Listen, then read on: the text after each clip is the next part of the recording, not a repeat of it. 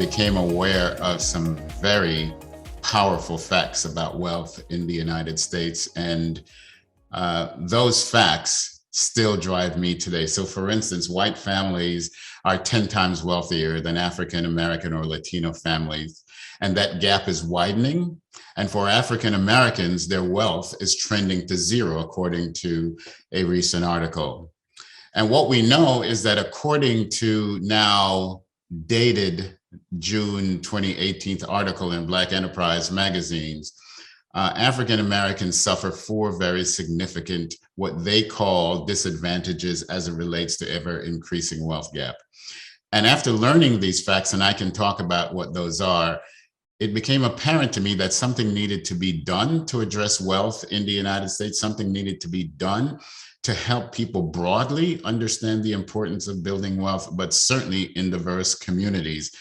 And the stock market game, which is a part of what SIFMA Foundation does, offers us a great opportunity to help the next generation to understand how to handle and ultimately manage wealth. And I wanted to be a part of that, and I wanted to be able to contribute to the work of the SIFMA Foundation. I grew up in what we would lovingly call today abject poverty. My parents had no wealth. And when I say no wealth, I mean literally zero wealth.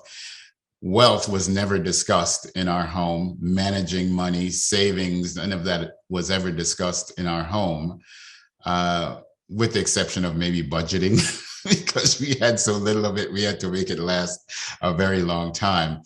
But I always knew that that was not my future. I felt from a very early age that I was going to be wealthy. And my big motivation was that I wanted to make a difference for my family and help lead us out of where we were economically.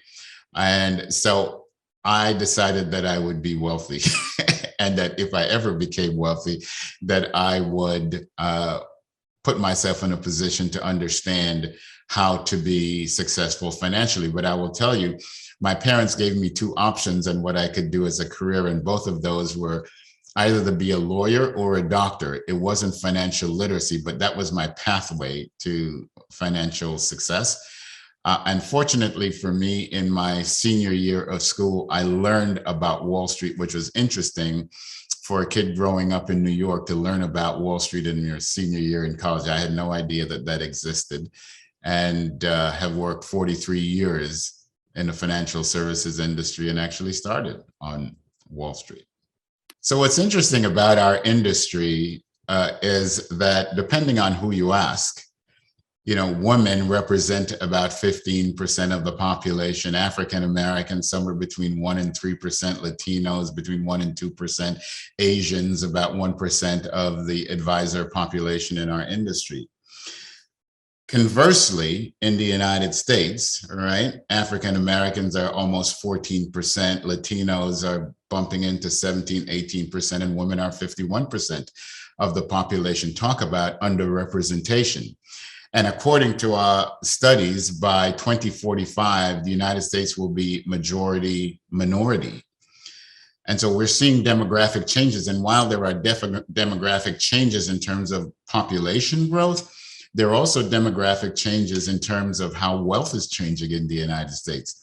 There is burgeoning wealth in diverse communities. But as an industry, representation isn't such that we'll be able to meet the needs of burgeoning wealth from diverse communities. And so it's important that as an industry, we develop and broaden our representation of diverse advisors. Certainly, if you are a student listening to this, you're thinking about, well, how could I do this? Well, you probably have to do it the way that I did, right? When I became an advisor, I didn't know anybody who looked like me. And while there are more of us today, it's a step that you have to take to meet the need that is in existence today and will continue to get larger. Because in order to address the wealth gap that I spoke about earlier, we're going to need more diverse people in our profession to make relationships or build relationships in their communities. Not that that's where you're locked, but certainly to be able to reach underserved communities so that they can benefit from the enormous potential of wealth management advice in our industry.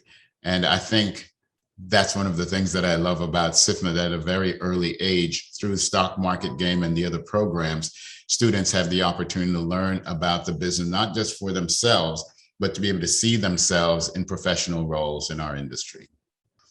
Growing up, my personal dream was to be a professional soccer player. My parents' dream and mandate was that I should be a doctor or a lawyer. However, I am in the wealth management business. How did I get here? Because my background in chemistry and the science would not have predicted this. How I got here was just through having exposure to our industry and learning that it was a great career with great opportunities to earn an income, great opportunities to help people manage their wealth, great opportunity to share what I knew with people who look like me. And what was the best part about it was there are no degrees available in college that were required for me to be a financial advisor. Anyone can be a financial advisor. In our industry, my counterparts are lawyers, they're doctors, they're accountants, they're athletes, they're people who were teachers. They come from all walks of life. And the one thing we all have in common is that we go and study through the firms that hire us to learn how to be what we do professionally.